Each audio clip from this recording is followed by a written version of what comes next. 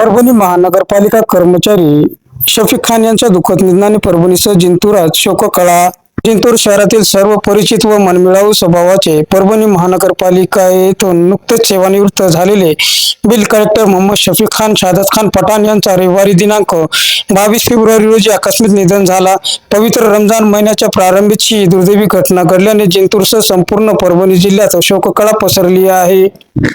शफिक खान रविवारी जिंतूरहून सेलू मार्गे रेवलगावकडे जात असताना सेलू बसस्थानक परिसरात त्यांना अचानक चक्कर आली आणि ते रस्त्यावर कोसळले. प्रसंगावधान राखत स्थानिक नागरिकांनी तातडीने त्यांना सेलू येथील शासकीय रुग्णालयात उपचारासाठी दाखल केले. मात्र वैद्यकीय अधिकाऱ्यांनी तपासणीनंतर त्यांना मृत घोषित केले. रमजानच्या पवित्र वातावरणात घडलेल्या या अनपेक्षित घटनेमुळे कुटुंबीयांवर दुःखाचा डोंगर कोसळला आहे.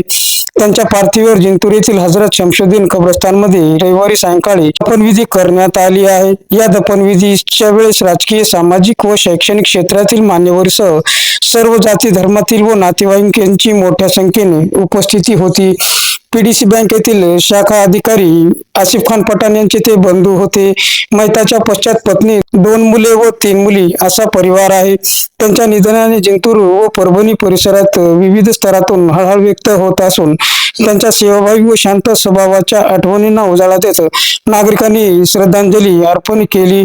जिंतूर 6 न्यूज चॅनलची बातमी आवडल्यास लाईक करा, शेअर करा, कमेंट्स करा, सबस्क्राईब करा.